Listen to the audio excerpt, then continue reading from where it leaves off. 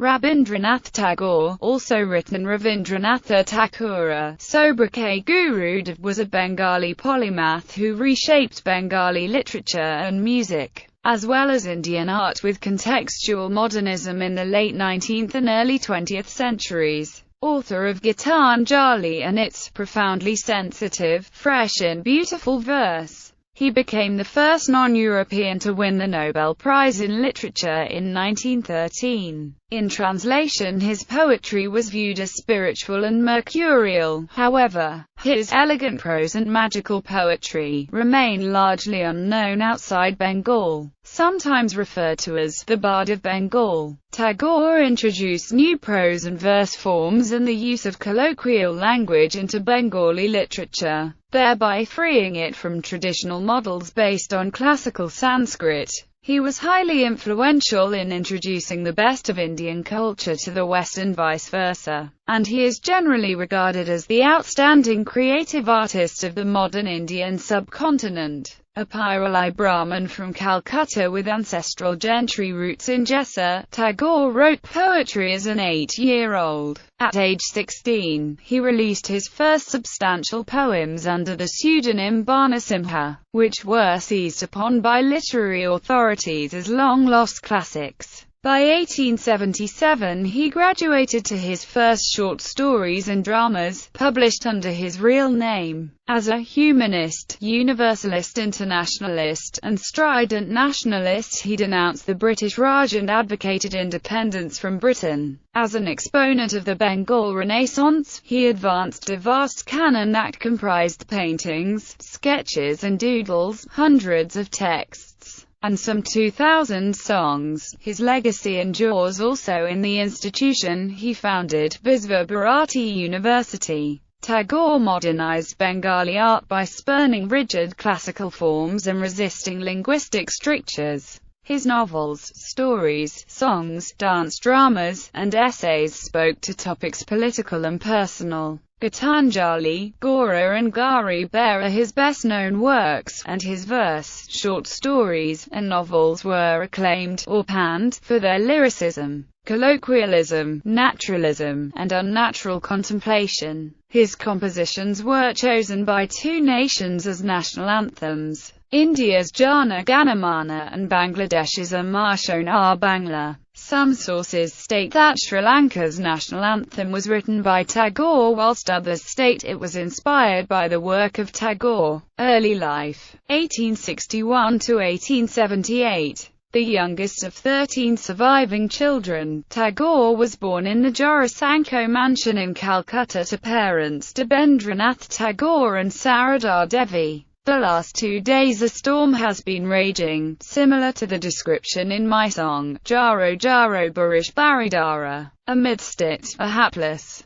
homeless man drenched from top to toe standing on the roof of his steamers. The last 2 days I have been singing this song over and over. As a result, the pelting sound of the intense rain, the wail of the wind, the sound of the heaving go-rai, have assumed a fresh life and found a new language, and I have felt like a major actor in this new musical drama unfolding before me. Letter to Indira Devi. Tagore was raised mostly by servants. His mother had died in his early childhood and his father travelled widely. Tagore family was at the forefront of the Bengal Renaissance. They hosted the publication of literary magazines, theatre and recitals of Bengali and Western classical music featured there regularly. Tagore's oldest brother Dwijendranath was a philosopher and poet. Another brother, Satyendranath, was the first Indian appointed to the elite and formerly all-European Indian civil service. Yet another brother, Jyotirindranath, was a musician, composer, and playwright. His sister Swarnakumari became a novelist. Jyotirindranath's wife Kadambari, slightly older than Tagore, was a dear friend and powerful influence. Her abrupt suicide in 1884, soon after he married, left him for years profoundly distraught. Tagore largely avoided classroom schooling and preferred to roam the manor or nearby Bolpur and Panahati, idylls which the family visited. His brother Rābindranath tutored and physically conditioned him, by having him swim the Ganges or trek through hills, by gymnastics, and by practicing judo and wrestling. He learned to draw, anatomy, geography and history, literature, mathematics, Sanskrit, and English, his least favorite subject. Tagore loathed formal education. His scholarly travails at the local Presidency College spanned a single day. Years later he held that proper teaching does not explain things, proper teaching stokes curiosity. After his Upanayan rite at age 11, Tagore and his father left Calcutta in February 1873 to tour India for several months, visiting his father's Santiniketan estate in Amritsar before reaching the Himalayan hill station of Dalhousie. There, Tagore read biographies, studied history, astronomy, modern science, and Sanskrit, and examined the classical poetry of Kalidasa. Tagore returned to Jorosanko and completed a set of major works by 1877, one of them a long poem in the Maithili style of Vidyapati. As a joke, he claimed that these were the lost works of a newly discovered 17th-century Vaishnava poet Bhanasimha. Regional experts accepted them as the lost works of Bhanasimha. He debuted in the short story genre in Bengali with Bikarini. Published in the same year, Sandhya Sangeet includes the poem Nirjara Swapna Banga, Shalaidaha, 1878–1901. Because Rabindranath wanted his son to become a barrister, Tagore enrolled at a public school in Brighton, East Sussex, England in 1878. He stayed for several months at a house that the Tagore family owned near Brighton and Hove, in Medina Villas. In 1877 his nephew and niece, Shorin and Indira Devi, the children of Tagore's brother Satyendra, were sent together with their mother, Tagore's sister-in-law, to live with him. He briefly read law at University College London, but again left school. He opted instead for independent study of Shakespeare, Religia Medici, Coriolanus, and Antony and Cleopatra. Lively English, Irish, and Scottish folk tunes impressed Tagore, whose own tradition of Nidhar Babu authored kirtans and tapas and Brahm hymnody was subdued. In 1880 he returned to Bengal degree-less, resolving to reconcile European novelty with Brahm traditions, taking the best from each. In 1883 he married Mrinalini Devi, born Bibatarini, 1873–1902. They had 5 children, 2 of whom died in childhood.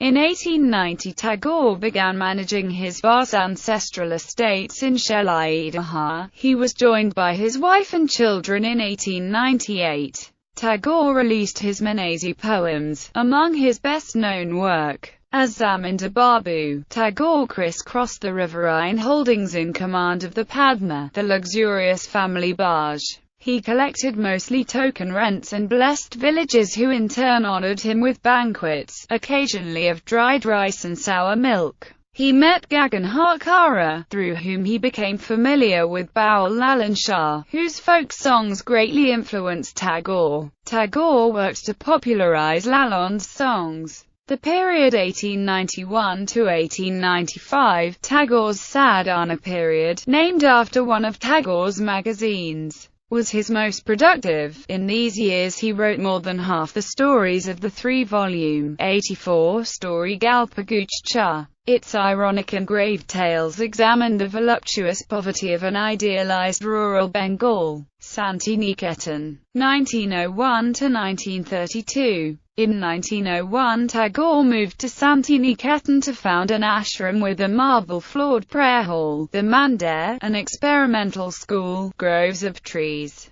gardens, a library. There his wife and 2 of his children died. His father died in 1905. He received monthly payments as part of his inheritance and income from the Maharaja of Tripura, sales of his family's jewelry, his seaside bungalow in Puri, and a derisory 2,000 rupees in book royalties. He gained Bengali and foreign readers alike. He published Naiva Duran Kaya and translated poems into free verse. In November 1913, Tagore learned he had won that year's Nobel Prize in Literature. The Swedish Academy appreciated the idealistic, and for Westerners, accessible nature of a small body of his translated material focused on the 1912 Gitanjali song offerings. In 1915, the British Crown granted Tagore a knighthood. He renounced it after the 1919 Jallianwala Bagh massacre. In 1921, Tagore and agricultural economist Leonard Elmhirst set up the Institute for Rural Reconstruction, later renamed Santiniketan or Abode of Welfare, in Sarul, a village near the ashram. With it, Tagore sought to moderate Gandhi's Swaraj protests, which he occasionally blamed for British India's perceived mental, and thus ultimately colonial, decline. He sought aid from donors, officials, and scholars worldwide to free villages from the shackles of helplessness and ignorance by vitalising knowledge. In the early 1930s he targeted ambient, abnormal caste consciousness, and untouchability. He lectured against these, he penned Dalit heroes for his poems and his dramas, and he campaigned, successfully, to open Gurudev temple to Dalits. Twilight years, 1932 to 1941. Dutta and Robinson describe this phase of Tagore's life as being one of a peripatetic literature. It affirmed his opinion that human divisions were shallow. During a May 1932 visit to a Bedouin encampment in the Iraqi desert, the tribal chief told him that, "Our prophet has said that a true Muslim is he by whose words and deeds not the least of his brother men may ever come to any harm." Tagore confided in his diary, "I was startled into recognizing in his words the voice of essential humanity." To the end Tagore scrutinized orthodoxy, and in 1934, he struck. That year, an earthquake hit Bihar and killed thousands. Gandhi hailed it as seismic karma, as divine retribution avenging the oppression of Dalits. Tagore rebuked him for his seemingly ignominious inferences. He mourned the perennial poverty of Calcutta and the socio-economic decline of Bengal. He detailed these newly plebeian aesthetics in an unrhymed 100-line poem whose technique of searing double vision foreshadowed Satyajit Ray's film The Poor Sansar. 15 new volumes appeared, among them prose poem works Punishcha, Shes Saptik, and Patraput.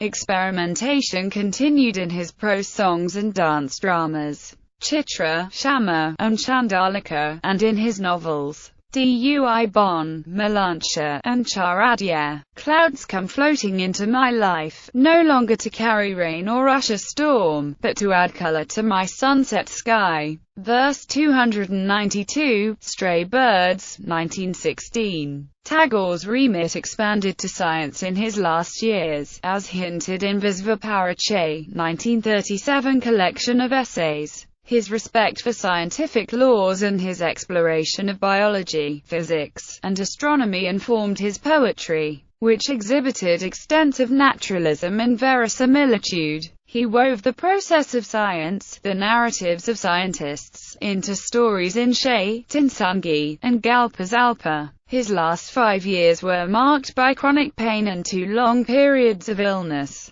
These began when Tagore lost consciousness in late 1937. He remained comatose and near death for a time. This was followed in late 1940 by a similar spell. He never recovered. Poetry from these valetudinary years is among his finest. A period of prolonged agony ended with Tagore's death on 7 August 1941. Aged 80, he was in an upstairs room of the Jorisanko mansion he was raised in. The date is still mourned. A.K. Sen, brother of the first chief election commissioner, received dictation from Tagore on 30 July 1941, a day prior to a scheduled operation. His last poem, I'm lost in the middle of my birthday. I want my friends, the touch, with the earth's last love. I will take life's final offering. I will take the human's last blessing. Today my sack is empty. I have given completely whatever I had to give. In return, if I receive anything, some love, some forgiveness, then I will take it with me when I step on the boat that crosses to the festival of the wordless end.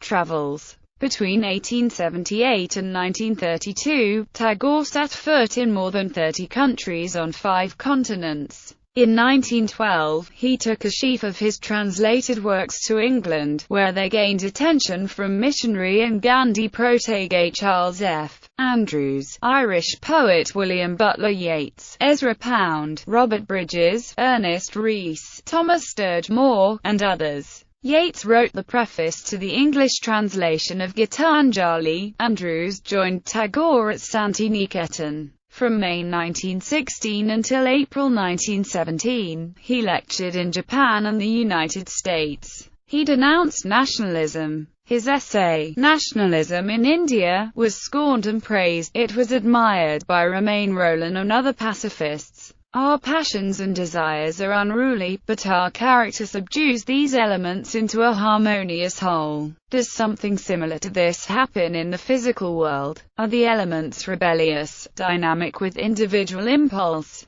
And is there a principle in the physical world which dominates them and puts them into an orderly organization? Interviewed by Einstein, 14 April 1930. Shortly after returning home, the 63-year-old Tagore accepted an invitation from the Peruvian government. He traveled to Mexico. Each government pledged $100,000 to his school to commemorate the visits. A week after his 6 November 1924 arrival in Buenos Aires, an ill Tagore shifted to the Villa Moral Rio at the behest of Victoria Ocampo. He left for home in January 1925. In May 1926, Tagore reached Naples. The next day he met Mussolini in Rome. Their warm rapport ended when Tagore pronounced upon Il Duce's fascist finesse. He had earlier enthused. Without any doubt he is a great personality. There is such a massive figure in that head that it reminds one of Michelangelo's chisel. A fire bath of fascism was to have educed the immortal soul of Italy,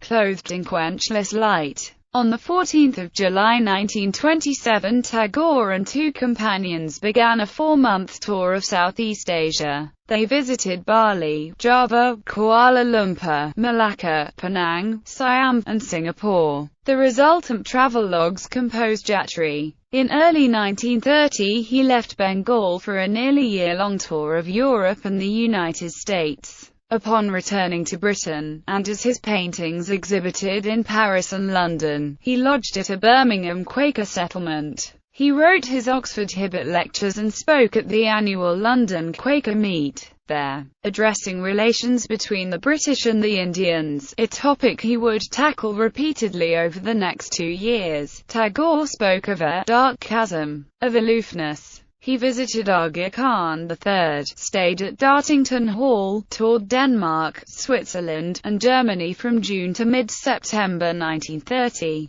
then went on into the Soviet Union. In April 1932, Tagore, intrigued by the Persian mystic Hafiz, was hosted by Reza Shah Pahlavi. In his other travels, Tagore interacted with Henry Bergson, Albert Einstein, Robert Frost, Thomas Mann, George Bernard Shaw, H.G. Wells, and Romain Rolland. Visits to Persia and Iraq and Sri Lanka composed Tagore's final foreign tour, and his dislike of communalism and nationalism only deepened. Vice President of India M. Eid Ansari has said that Rabindranath Tagore heralded the cultural rapprochement between communities, societies and nations much before it became the liberal norm of conduct. Tagore was a man ahead of his time.